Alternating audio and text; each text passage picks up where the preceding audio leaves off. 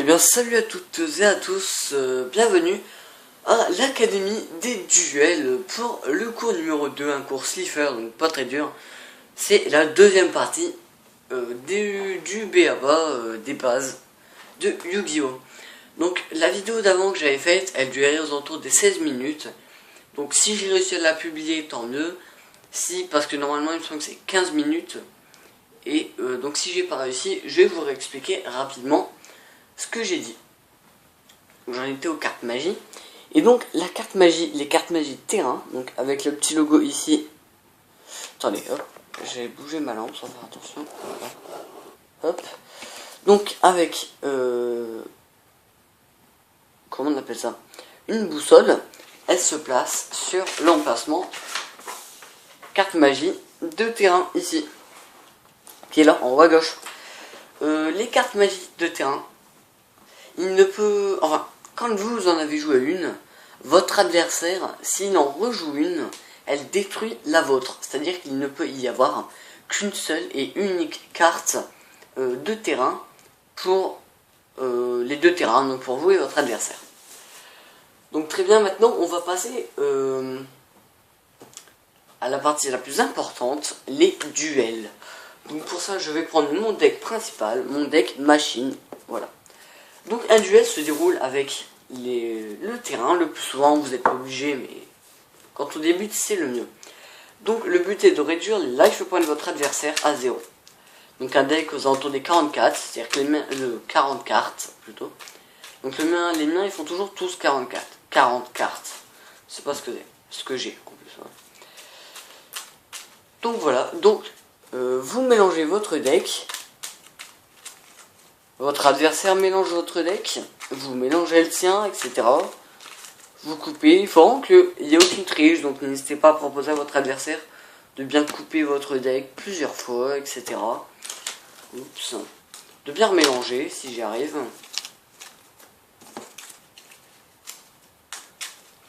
Donc voilà, donc j'espère que vous allez réussir à bien voir. Donc je pose mon deck là-bas. J'ai surtout joué avec les premières parties parce que dans ce deck là j'ai pas de carte terrain. Voilà, donc je vais jouer surtout ici. Hop, j'essaie d'assez cadrer pour que vous puissiez voir un maximum. Donc alors, dès qu'on commence, déjà il faut élaborer, savoir qui est-ce qui commence. Le plus souvent la technique, c'est une pièce. Voilà. Donc moi je suis en train de... Ça commence bien. Je me suis fait une petite pièce comme dans Yu-Gi-Oh! GX. L'épisode Le Joueur, il a une magnifique pièce avec un logo Millennium dessus. Et je l'ai, mais elle est pas finie, pas entièrement. Voilà. Bref, ça n'a rien à voir, mais voilà. Donc, quand on commence un duel, imaginons c'est moi qui commence. Je vais tout d'abord commencer par piocher 5 cartes. Donc 3, 4, 5. Comme ceci. Donc la main, il ne faut pas la montrer à l'adversaire. Lors du premier tour, on peut invoquer un monstre, etc. comme d'habitude, mais on n'a pas l'autorisation d'attaquer.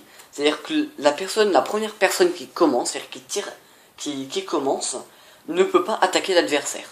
Seulement lui, dès qu'il prend sa première carte, il a le droit.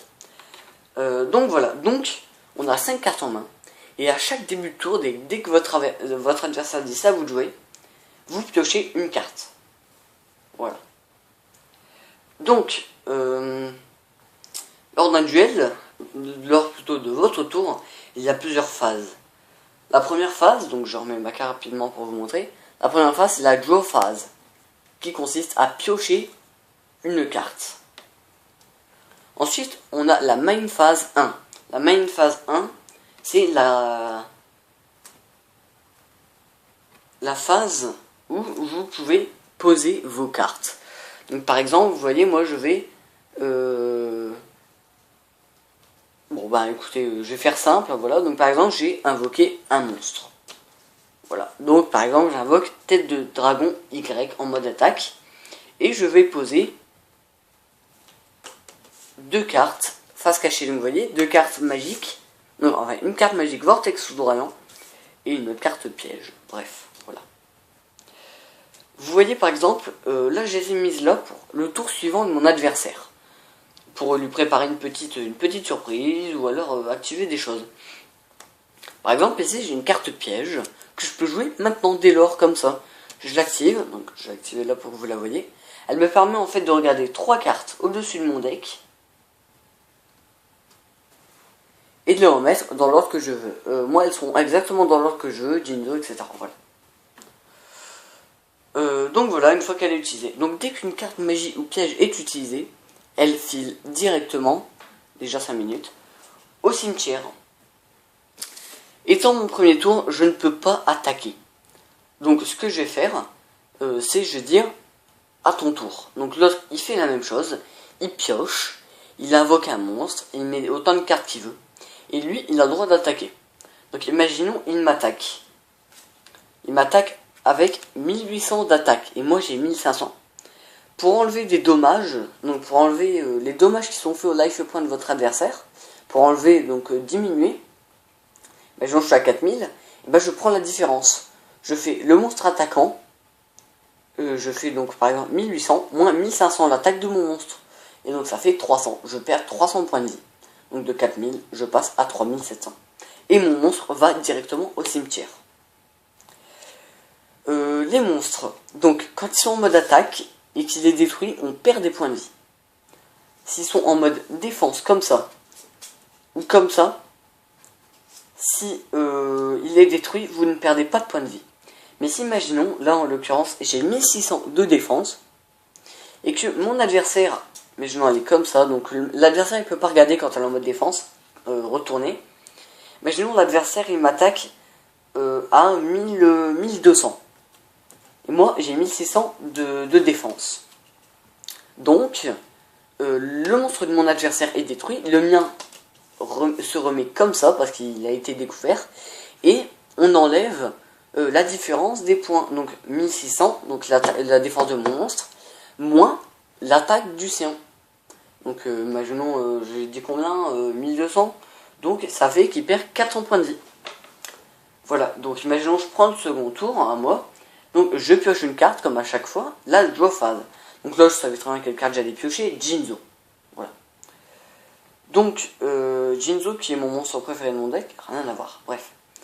Pour, par exemple, vous voyez, Jinzo c'est un monstre à 6 étoiles, 6 niveaux.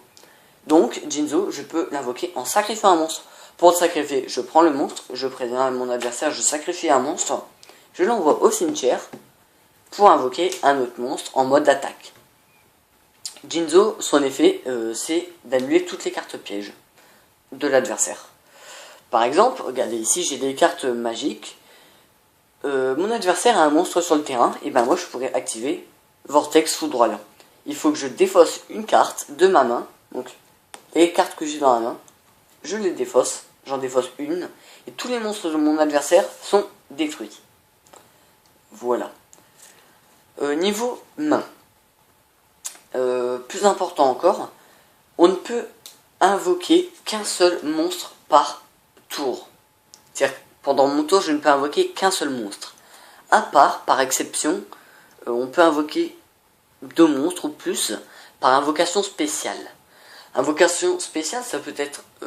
en général, les invocations spéciales sont faites grâce à des cartes magie, pièges, ou grâce à l'effet d'un monstre. C'est-à-dire qu'une invocation normale, c'est par exemple un sacrifice ou une invocation directe comme ça. C'est passé par nulle part, c'est votre décision. Alors qu'une invocation spéciale, c'est l'effet d'un monstre, une carte magie par exemple, ou une carte piège. Voilà. Dans la main, on ne peut avoir au maximum, on peut avoir que au maximum 7 cartes. Si imaginons, je vais prendre 7 cartes dans ma main, donc là j'en ai 4, 5, 6, 7. Imaginons là j'ai 7 cartes dans ma main, et c'est à mon tour de jouer et je dois piocher. Vous piochez, mais il faut que vous retirez une carte de votre main, que vous l'envoyez au cimetière, ou alors vous en activez une. Par exemple, ou alors vous posiez une carte, regardez j'ai plein de cartes magiques, je peux très bien les poser. Il faut qu'en fait, au moment où vous dites à votre adversaire, à ton tour de jouer, il faut que vous ayez 7 cartes dans la main ou moins. Pas le droit d'avoir plus. Par exemple, là, je vais invoquer un monstre. Voilà. Bref, je pense avoir fait le tour. Attendez, je revérifie. Par exemple, imaginons, je vais regarder un petit peu qu'est-ce que j'ai. Les cartes. Voilà, vous voyez, il y a des cartes, des effets, par exemple comme celle-ci, où je peux remettre ma main dans mon deck et remélanger le deck. Cylindre magique est une carte qui permet d'annuler l'attaque. Enfin, l'adversaire m'attaque, par exemple mon monstre là, il m'attaque et j'active cette carte. Annuler l'attaque d'un monstre contrôlé par votre adversaire et infliger des dommages égaux à son attaque à votre adversaire. Bon, j'ai mal lu, mais clairement, l'adversaire subit la puissance de son attaque. Il a subi au niveau de ses points de vie. J'essaie de piocher jusqu'à temps que j'ai la carte qu'il me faut. Par exemple, celle-ci, je l'active, elle rajoute, je vérifie quand même le temps, 1000 life points pour moi. Elle m'ajoute des life points. Hop, encore. Bon, même si j'ai plus de cette carte là, c'est juste pour la démonstration. Hop.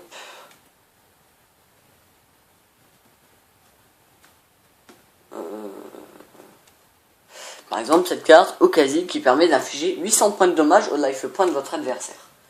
Voilà, donc j'ai la carte. Bon, j'ai une grosse main là, c'est pas grave. Imaginons que j'ai cette carte posée sur mon terrain qui est ici. Hop, celle-ci on s'en fout. Et celle-ci aussi, voilà. Imaginons votre adversaire active, vous attaquez par exemple, j'active avec, non pas avec Jinzo, imaginons qu'il est plus là parce que c'en est fait. Imaginons que j'attaque avec mon monstre, son monstre. Mon adversaire, oups, excusez-moi, active une carte piège, on va dire que c'est celle-ci, Fortin la forteresse ambulante. Elle est considérée comme un monstre avec 2000 de défense. Donc bref, voilà. Et moi je peux révéler ma carte magique qui s'appelle piège supprimé. Détruisez une carte piège face recto sur le terrain de votre adversaire. Face recto, c'est pas forcément une carte piège continue, ça peut être une carte piège qui vient d'être activée. Comme maintenant. Voilà, donc j'ai fait le tour. Je pense avoir tout montré. Je réfléchis.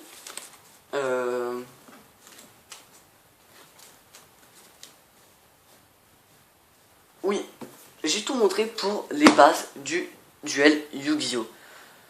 Pour enlever le point de vue, je vous conseille un stylo, une feuille, voilà, très simple. Donc écoutez, voilà, 12 minutes, c'est assez. C'est la fin de la deuxième partie, la fin du deuxième cours, de votre deuxième cours de Yu-Gi-Oh! Et je vous ai appris le principal du jeu de cartes Yu-Gi-Oh! Si j'ai oublié quelque chose, n'hésitez pas à préciser ça dans les commentaires. En tout cas, si vous voulez que la série continue, et elle continuera, vous inquiétez pas. Si vous voulez apprendre plus de choses, n'hésitez pas à vous abonner, ça me ferait vraiment très plaisir. Ça montre au moins que des personnes aiment ce que je fais et me suivent. Après, si vous voulez pas vous abonner, vous pouvez toujours laisser un j'aime. Et si quelque chose vous a déplu, mettez en commentaire, j'essaierai de rectifier. Écoutez, on se retrouve la semaine prochaine pour votre prochain cours qui parlera, je regarde, ce sera un cours rat et ce sera comment construire un bon deck qui est franchement une très bonne base. Juste avant la fin, je vous montre ceci, c'est vendu en général avec des decks. Les decks en général, ce que vous avez dedans, vous avez un tapis de jeu et ceci, c'est un petit livret de règles. Alors les règles qui sont à l'intérieur sont différentes de celles que je vous ai apprises. Différentes de pas beaucoup de choses. La seule différence c'est que là je vous ai montré comme un seul combat. Alors que là c'est vraiment les règles tournois, c'est-à-dire 8000 points de vie. 8000 points de vie. Les combats ils se déroulent en 3 manches. C'est légèrement plus compliqué, mais comme moi je ne fais pas de tournoi, je n'en ai pas besoin. Voilà. Donc écoutez, c'était l'Académie des duels. On se retrouve la semaine prochaine pour votre prochain cours. N'hésitez pas à vous abonner, à laisser un j'aime ou un commentaire. Allez, ciao à tous, à la semaine prochaine.